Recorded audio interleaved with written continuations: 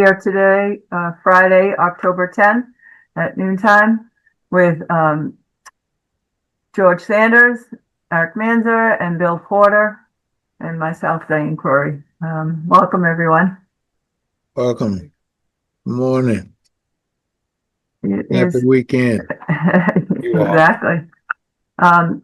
So a couple quick things. We're just gonna go with the agenda as it is, and if anybody has any questions or comments or concerns about it, we will go through it.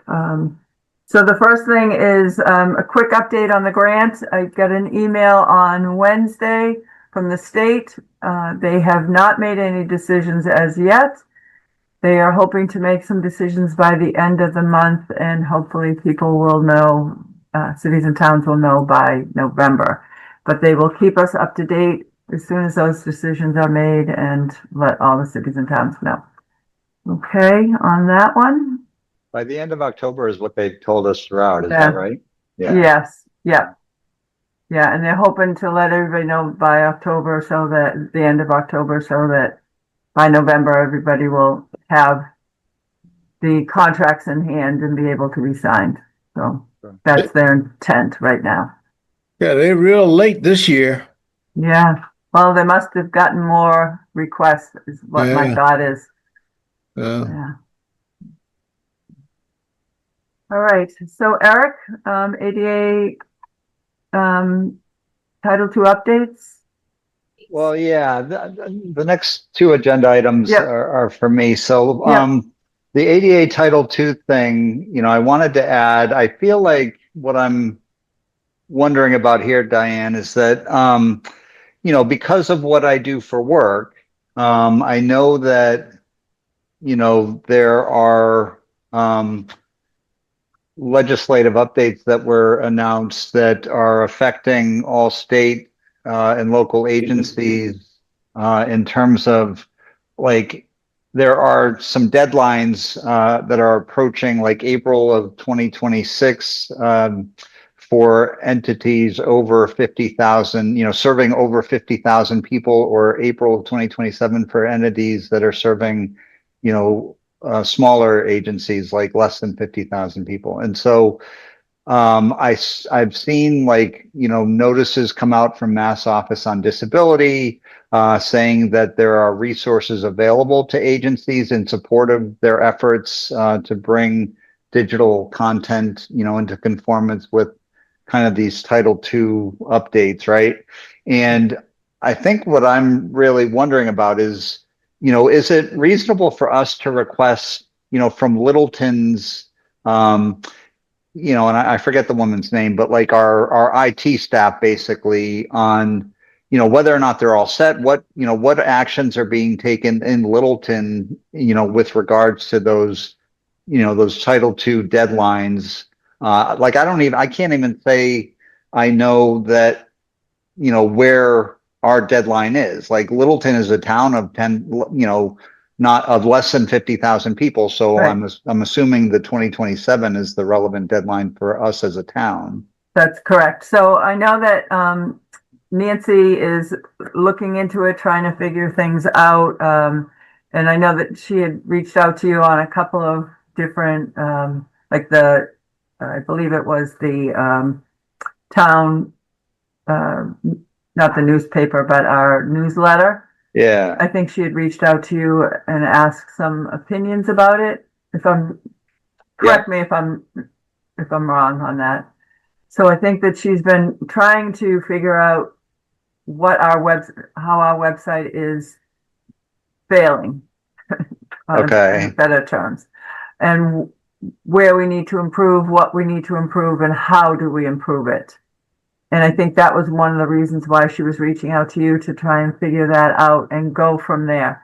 So I know that because of the new building that was going on with the senior center, that she was highly involved in that. And then with the 36 King Street, she was involved in that. So I think things got a little bit sidetracked.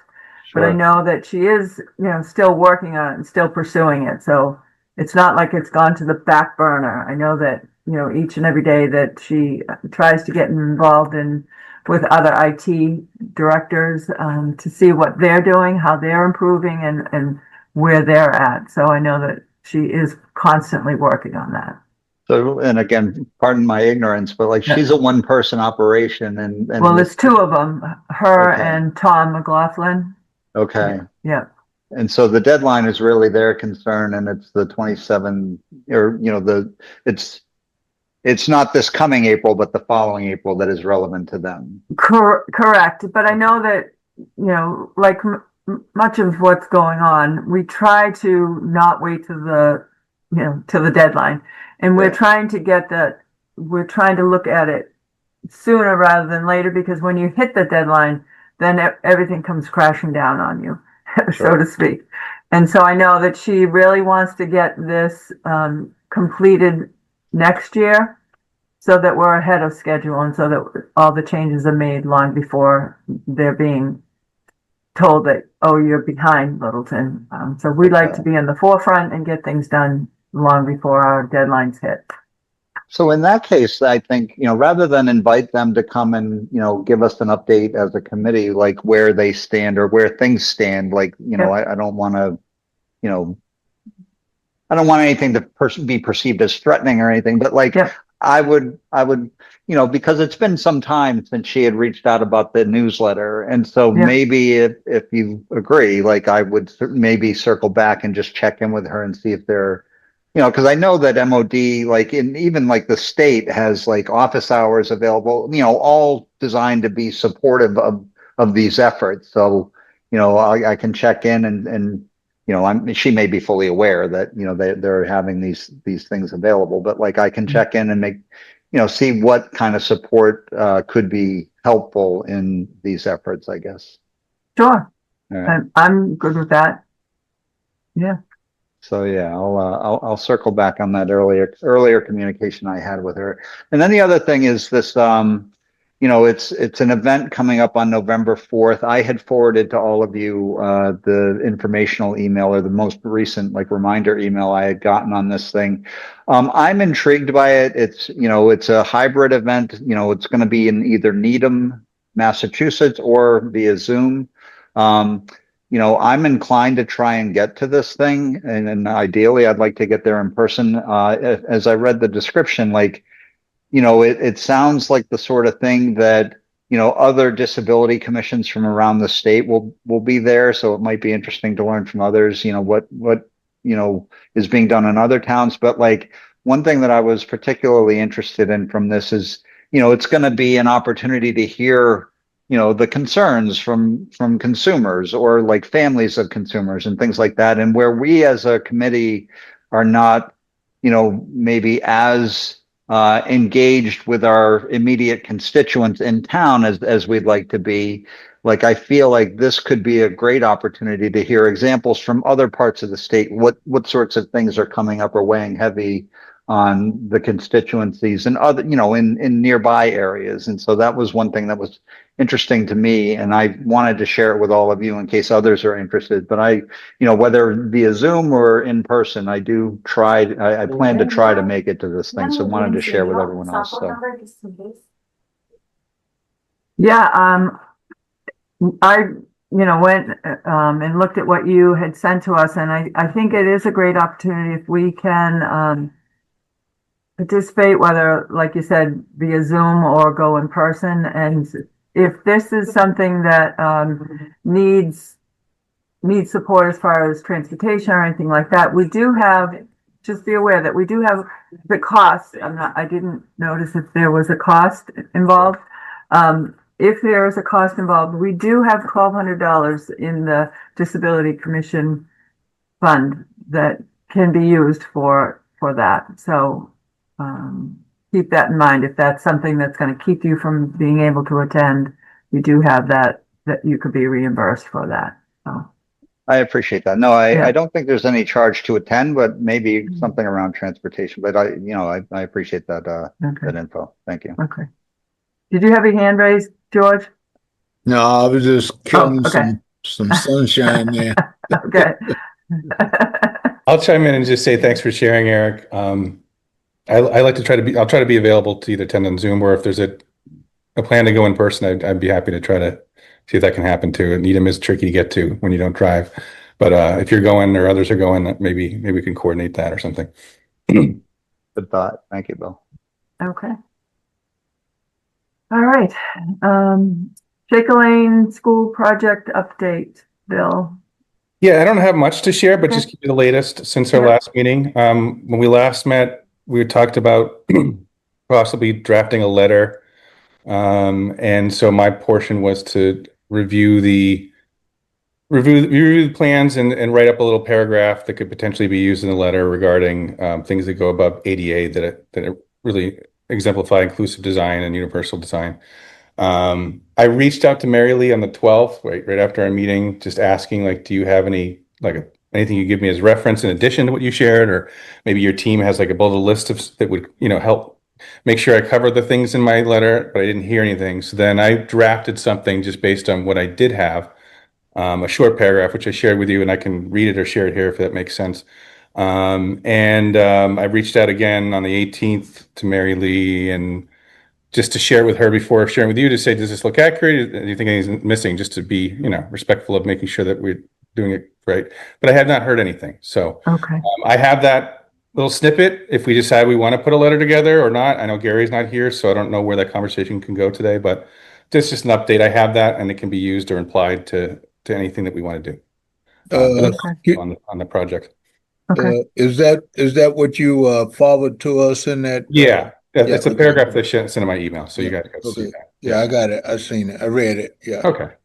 Yeah, it's just a little snippet of some things just to give a sense. But, depending on what we're doing with the letter, I don't know whether it's going to be useful or not. So, but I thought Rob would be here to see whether or not that would be helpful for us to send that over to the select board. But I guess I don't know, maybe he gave up on it. I don't know. Yeah, I haven't heard from Gary on the other end, and I know we had a lot to talk about the last meeting, so we didn't get to a lot of detail into that other than I said I'll work on my portion. So I did that. If we want to move forward with it, I'm happy to coordinate on that. If not, timing is tricky here and we have other issues. So I'll just leave it at that. If we want to come back to it, we can, but should I move on to the next subject or? Sure, we can move on to the next one. Yep. Which was the next one? Let me get my notes. King Street Commons project. King Street Commons. Okay, yeah. I still have a lot to learn. I still haven't met like ADA coordinators and things like that. Someone named Eric Durba. Is that the? Yep. Yeah, a few weeks ago. I haven't heard back from Eric, but I hope to find out more about that role and things like that. But I did when I was in 17 more minutes. in town. I did introduce when I was at City Hall. I did introduce myself to the town administrator, and I mentioned in that conversation that one of the things that we want to do is be connected with the folks who are on the work on the King Street Commons project in the hopes of having conversations about their project design. And so he said he'd look into that and try to get that, get us in touch with them. Myself, I'm certainly personally curious about it because it's a major development in town. I do not walk. I mean, I do walk, I do not drive. So I need walking is if something I can walk to, which this is just over a mile from my house. That's a big deal. So I'm curious not only on the ADA compliance stuff, obviously that should be a given as we've discussed, but it's also checked on. But my more concerns are things about will this huge development help support the culture and inclusiveness of the community or not? And things like even just like the infrastructure for me to walk there, is that being considered? Things like that. So I'll be curious to see and hopefully we can connect with them at some point. You probably I hate to call it out, but like if I can't hear it. Yeah, like it sounds like there's a lot of background conversation. So maybe like Diane, when you're not speaking, if you can mute. Perfect. I'm assuming it's I'll keep an eye out, and as soon as we get it, I'll get it. Is everyone hearing that? Yeah, we can hear Andrew in the background. Okay. And I could barely, it was hard thinking and talking with it because it was louder than my own voice. So thank you. Thanks, Eric. That's what happens when we share spaces, right? Okay. So the next one was, should I move to the next one? Oh, no. Yeah. Did I cover that? Yeah. So next one, right? Should I keep going, Diane? Council. Yep.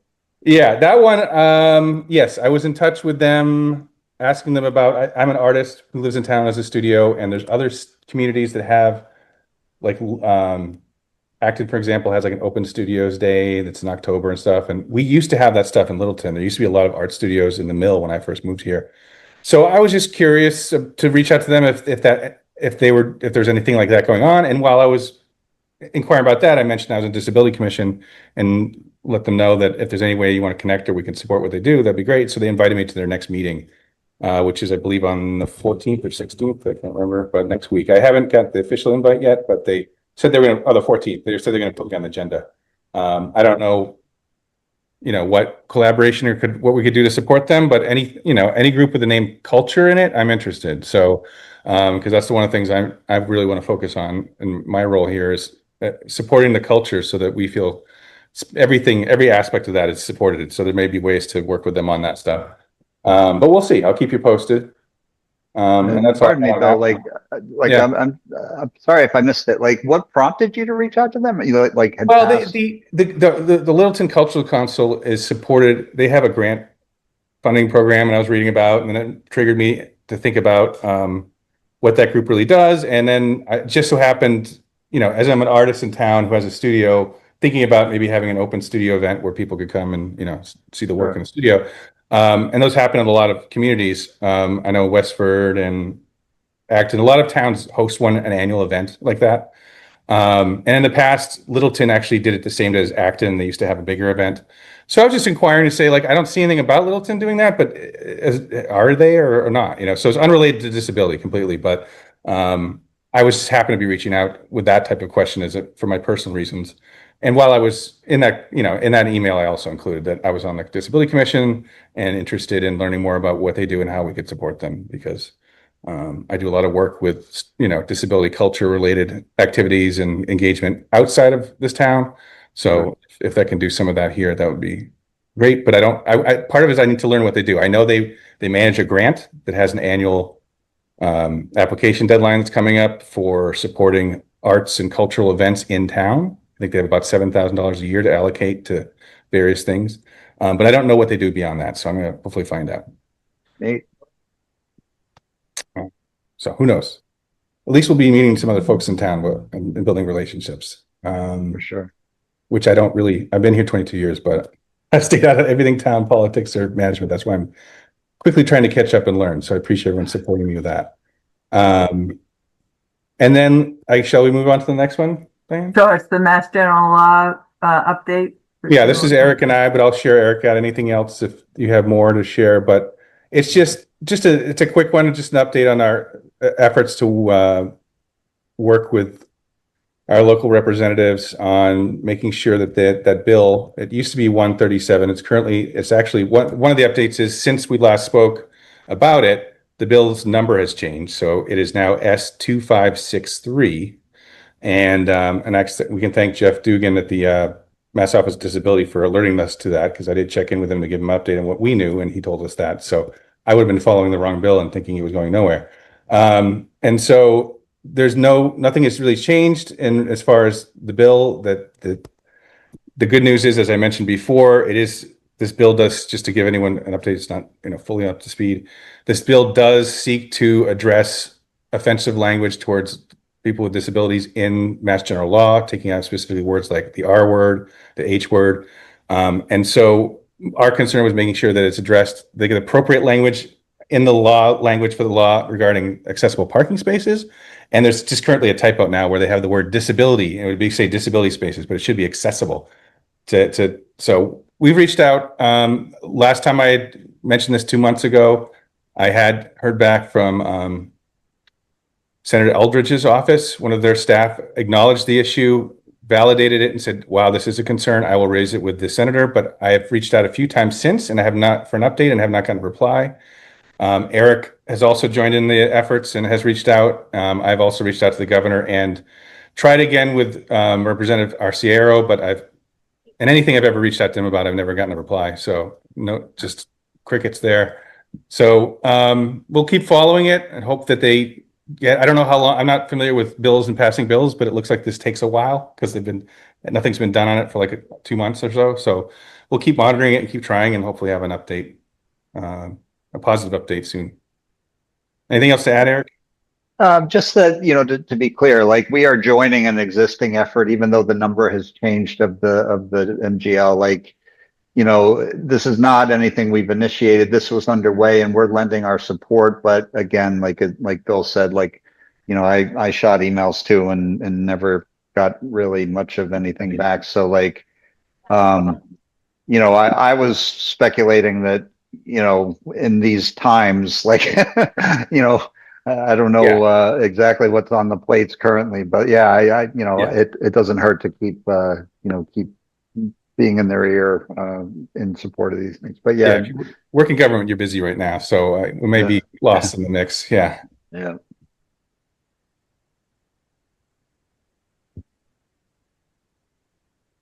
So, inclusion design, presentation update from you, Bill, as well? Yeah, sure. Just quickly, I had mentioned, in our email communications, an event that happened a few weeks ago. It was hosted by the Institute for Human-Centered Design, and it was called Inclusive Design Guide. And it was a presentation by some folks located in the United Kingdom, talking about ways to approach inclusive design for buildings and housing developments. It goes really quick, and there's a lot to it. And as far as if you're visually impaired and trying to follow the slides, it's a lot because they're showing a lot of images and going quick. But there is the recording, and I can share that here. I know I emailed it to you all if you want to see it. What I like about it, I watched most of it. I didn't see the end because I had to go to another meeting. But what was interesting about it is it really exemplifies. It has concrete examples of the types of things I was referring to in regards to, there's compliance, and then there's good design that's really effective and works. One example there that I can remember was just how they handled handles on sliding doors, right? There's certain types of handles you can put on there that are problematic and not really functional for certain people with certain disabilities. But then there's another design that can be really universally useful for all. And that's not like a cost difference. It's just choosing what handle you put on the door, right? And so things like that. So it gets you thinking, and I think it gives some really good examples. It is, of course, as I mentioned, another country and their laws, but I think the ideas and the principles that are covered there really can be translated to how I think development should be done, in all communities. So it's worth watching it if you're interested in that kind of thing. Okay. All right. So, George, do you have your hand up now? Or you just No, I think this is fucking I like. Okay. trying to feel some of this fun here. All right. So, meeting minutes, I sent the meeting minutes over to everyone. Were there any changes that needed to be done or concerns about the meeting minutes? No, I read them and they seem to be right on T. Same here. All right. I'll ask for a motion then for approval. I move that we approve the minutes for the last meeting. Okay. I'll second. All right. Eric, second. All right. All those in favor, George, Aye. Eric, Aye. Bill, Aye. and Diane's an aye. So it's unanimous. All right.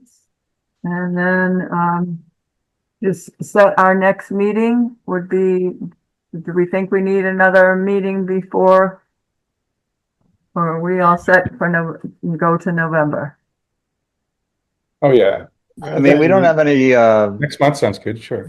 any action items. Like, I mean, Rob's not waiting on anything. I mean, we're, we kind of made our position clear. I don't know that we have any expected actions before our November call, right? Right. Yeah. And we'll do a November meeting. Let's see, let me take a look at the calendar. November, looks like the 14th. Does that work for everyone? Yeah. Yeah, I guess so. All right. The only thing that I have when you finish up with that, Diane, Sure, go ahead. I just have a comment. I just don't want Rob think that we just sort of kind of dropped the ball and said, "C'est la vie," uplift the governor's hat with regards to us saying that we would put something together and send it on to the select board. I think that we're in a limbo situation here with regards to that because he's not here at the meeting to see whether or not that that was acceptable as to what we sort of kind of put together as a statement to be sent to the select board. So I guess at this particular point, don't know why he's not here. That could be a reason why he's not here. Maybe we could reach out to him and say, look, this is what we sort of kind of came up with. Bill sort of kind of put this together and we can forward over to the select board and see where the select board, goes from there. I just don't want him to, I mean, he's sort of kind of down on us about not doing what he wanted us to do. And I just wanted to let it be known that we did carry out our end of the bargain here to put something together here and asked him to, be at the next meeting and see if that is something that, works for him in terms of us sending a message from the Disability Commission, but don't know why he's not here. So I would tend to want to reach out to him and just let him know that we did come up with something and send to him what Bill came up with as a comment. And, he can't say that we dropped the ball. That's my main concern. I'm not clear on in September and in August. Like and correct me where I'm wrong, anyone who knows. Like in August, my impression was that, we had invited him to join. When we joined in September, I was surprised they were on again because I hadn't expected, a follow-up. But so were they attending by invitation both of the previous 2 months? And if so, did we again invite them to return today? Yeah, we invited him to return today. Okay. I made that comment to him. So Diane can tell you about the two previous times. I think one was that he wanted to join us and speak. So that's Sure. about what I know of that. Yeah, I just didn't know if there was any difference, like, if we had explicitly invited, the previous 2 times and then, so maybe, my point being that, maybe we just hadn't invited and that's why he's not here. Maybe the explanation is simple as that, but maybe not. Go ahead, Bill. Oh, sorry. Yeah, just to give a little more context, that second email I sent to Mary Lee with my draft that I share with you, I did CC Rob. So, and then I also spoke to him about it. So he knows about my draft. He's seen it. Oh, he does, huh? Yeah. Was he okay And the last with I it? had spoken to him, I think he was intending to come to this meeting. So I would imagine there's some conflict. Yeah, so he did, just to give you a quick update, he did come by this morning and he talked about a couple of things and, he did talk about the school project, but basically everything that we're discussing is what he and I discussed this morning. So, yeah, I think we're, Well, just I to don't add think to that- yeah, go ahead, Dan. Sorry. I don't think he expected an invitation per se, because there was only one of the meetings that we put out an invitation. That was to Mary Lee. Not so much Rob, because he's a resident and anybody's entitled to come to our meetings, but we did ask for Mary Lee to come to explain things to us so we could better understand. Sure. Well, I do know that I mentioned to him when Gary had mentioned, and then Bill had said that, okay, he will work with, when you asked who's going to write it up, and Gary said that and then Bill jumped in and said, well, I'll be willing to help with this also. And I also said that, okay, we put that together next month. And I said, Rob, you can come back and see whether or not, you're okay with what they put together here. So I did mention that to him with regards to that. So I just don't want him to come out with the impression that we just dropped the ball on this and we didn't carry out our end as to what we said that we would do in terms of sending something to the select board. That's my only concern here is with regards to that. So, Yeah,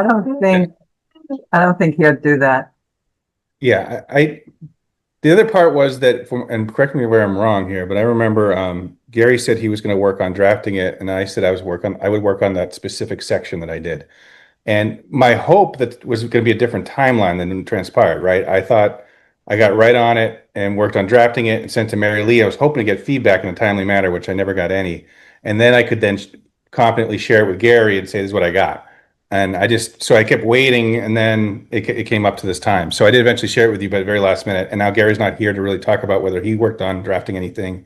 Because what I have is not a letter. It's just a paragraph that could be added to a letter. It's something that can be inserted into whatever Gary was going to. Right. And if Gary's working on something and we feel comfortable doing that, I'm more than happy to work with Gary to make sure it's drafted and push that forward as we had talked about. We could potentially still do that. I don't know. It's a tough call with Gary not here. Right. So I guess what I would suggest is that we try and, I can try and circle back with Gary next week because he's coming back next week and just kind of say, can you reach out to Bill? And the two of them can have a quick conversation and, I'm comfortable with whatever the two of you come up with. As far as, because we've seen what you have, Bill. Is it something we can do as a group in like a chain email connection? Like, reach out to Gary, let him know the update. And then, if we work on something, we can share it out for you guys to see if you want to approve. I mean, we can legally look at it. We just can't. We'd have to have a meeting to, okay. Yeah. I'm still learning. Yeah. Yeah. It's okay. Trying to figure out how we can do it quickly without having a meeting. Yeah. Yeah. Well, that's fine. I think reaching out to Gary, because he was the one who's going to compose this thing, that he already got Bill information there. So I think reaching out to him and saying, we just don't want a bad outcome of saying that, the Disability Commission didn't carry out, with regards to what they said. So I think that's crucial for us to have good standing and reliability here, that when we say we're going to do something, we do it and we carry it out. No, thank you, George. I appreciate you doing that and making sure that we do. That's important. That's where I stand with regards to that. So I agree with that too. Yeah. Yep. Because the worst thing you want is somebody to start pointing fingers and say, "Oh, they don't care, they don't this, they don't that," and when you have a disability, you get all kinds of things pointed at you that it's just not true, right? That's most of my life. People assuming all kinds of things about, especially when you have this weird visual disability where you're blind, but people don't think you are. I get that everywhere. You don't worry about that. As long as we know we're doing the right thing, and you did bring up a point, we should be doing the right thing and doing everything we can to follow through on what we said we were going to do. So that's the important.